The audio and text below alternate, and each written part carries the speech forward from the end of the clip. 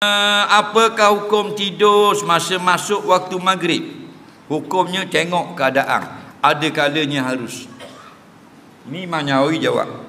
Kita masuk waktu maghrib, Allahu Akbar, Allahu Akbar, sangat mengantuk. Kalau kita tidur, adat kata tidak terbabah habis waktu, maka harus tidur sekejap untuk menghilangkan mengantuk.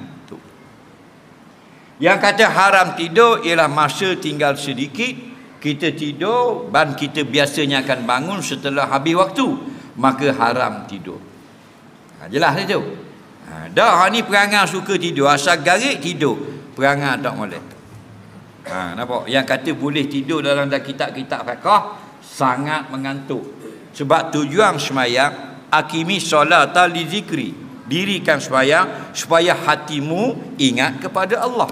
Dah kalau mengantuk sangat, tak boleh nak ingat apa-apa dah, maka baik kita tidur dulu sekejap. Betul tak? Sama macam Nabi larang kita semayang dekat makanan.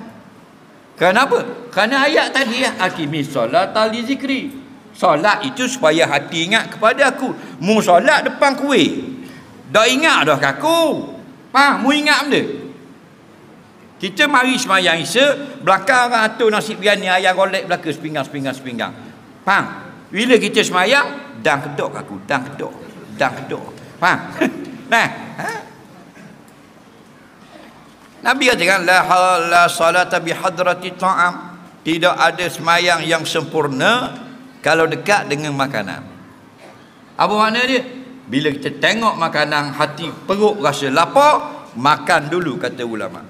Hadis ni, mu kita tinggal makanan pergi semayang dulu kok, hatimu jeng jadi. Jadi buat apa semayang hati ingat makanan? Baik makan dulu, selesaikan hatimu, dan semayang ingat Allah. Nampak? Ni kalau kita mayang Isya, lepas mayang Isya, ramai ada orang mayang ba'diyah? Ramai tak? Sunat tak? Ada lebih kurang 40 orang.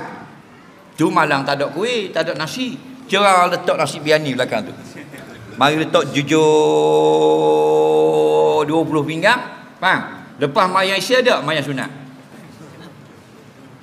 Sebelum qomat orang makan lepas Isya, Pas mayang Isya tinggal 3 orang.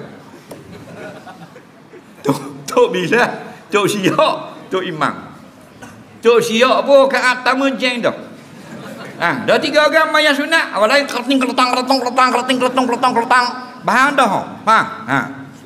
Tok Syiok, Allahu Akbar mayang sunat, belakang atur. Dang kedok ni. Dang kedok dak tahu ni nampak banyak mana nampak dia. Punah Tok Syiok kat